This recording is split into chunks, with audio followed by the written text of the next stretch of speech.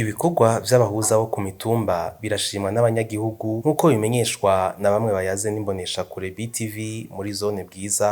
Jewe mbona akarusho ari kanini kubera iyo ugize ingorane uritura abahuza kuko baba bari hafi y'aho uherereye, nta kilometero ugira, bari hafi ugenda ukabitura, ubituye rero nka jewe nawe bituye barantunganiriza bivanye n'ingorane nayo ngiye kubiganira, barantunganirije ata ngorane kandi vyagenze neza. Iyo tubituye baradufasha kandi n'ukuri sinobavuga nabi, jewe ivyo nabonye barabidufashamo bikomeye.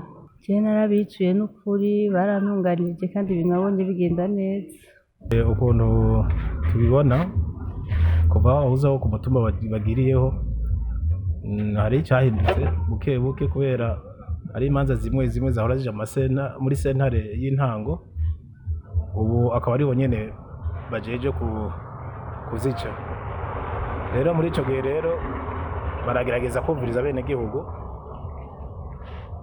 hanyuma imanza zimwe zimwe ziramaze gucibwa kandi n'abanyagihugu benshi baramaze kunezerwa kubera ubwo rwego rwaje hageze ko hari imanza zimwe zimwe zitatezwa kuja muri sentare ngabo bashobora kuba bazica atangorane.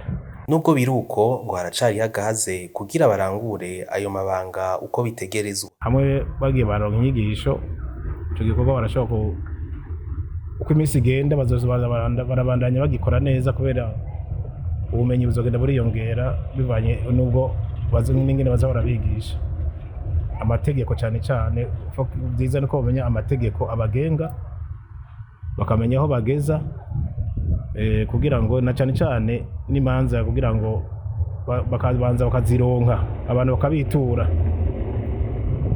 Bamaze kubitura kandi ntibabiture ku munwa, mu rwego rwabo iciza nuko bokwandika kugira ngo bakorere ku vyanditse, hanyuma bace batanga umutahe ku bantu bafite n'ingorane, bongera babumvirize, hanyuma bamaze kumviriza bose bace baca urubanza ata namwe bahengamiye. Umenya ko abo bahuza baje basubirira abashingantahe.